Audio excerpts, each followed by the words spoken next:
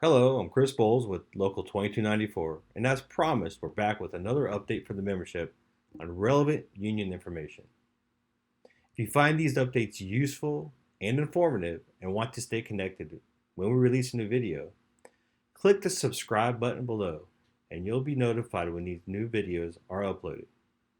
Also, if you have a Facebook, Instagram, or Twitter account, like our page or follow us to stay updated, and you can learn about new events and other activities the local is involved in.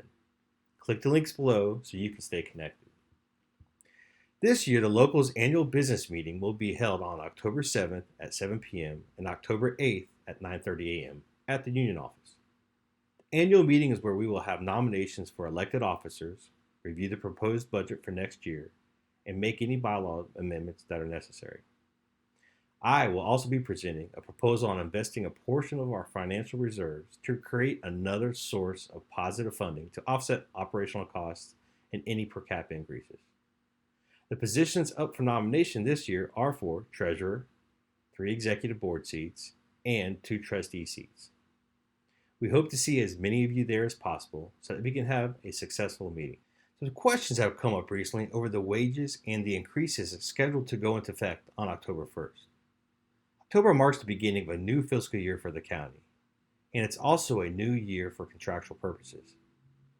All 3 CBAs have provided that the employees of the bargaining units receive market equity adjustments to their base pay of the step or range they occupy. To be clear, these increases are not related to a performance review date, and there will not be any performance review date increases until the expiration of this contract. To summarize, the CBA increases are as follows. On October 1st, 2018, all employees received a 7% market equity increase. On October 1st this year, all employees will receive a 5% market equity adjustment. And finally, on October 1st, 2020, the suppression and supervisory units will be placed into a step in the new plan that provides a minimum of a 3% increase. Then all 3 bargaining units will receive a market equity adjustment based on their particular position. No employee in any step plan will advance additional steps until after September 30th, 2021. This is regardless of having been promoted to a new classification or not. All this information can be found in each respective CBA under the wage article, 9A. The county has confirmed as of this taping that the adjustments have been forwarded to payroll for processing with the October 1st date.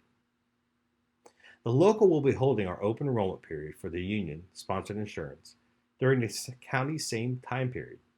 This will begin October 7th and end on November 1st, 2019. You need to take advantage of this time period to make any and all needed changes to your benefits that you may have through the local. These may include such benefits as guardian dental, vision, life or accident, a Transamerica sickness or cancer policy, a Washington National accident policy, or a legal shield. Any of these changes will become effective January 1st, 2020.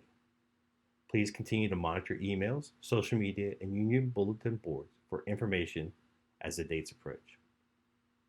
On October 10th, the locals officers will be meeting with new hires to introduce ourselves and talk about the role of the union in the department.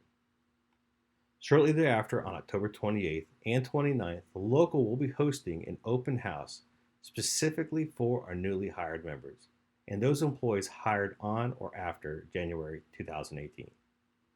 We're targeting these specific groups to provide a more in-depth introduction to the principal officers and e-board members, provide some discussion about the contracts, how to stay connected, any upcoming events, short and long-term healthcare concerns, social media concerns, and any other topic that may come up in a very non-formal, relaxed setting.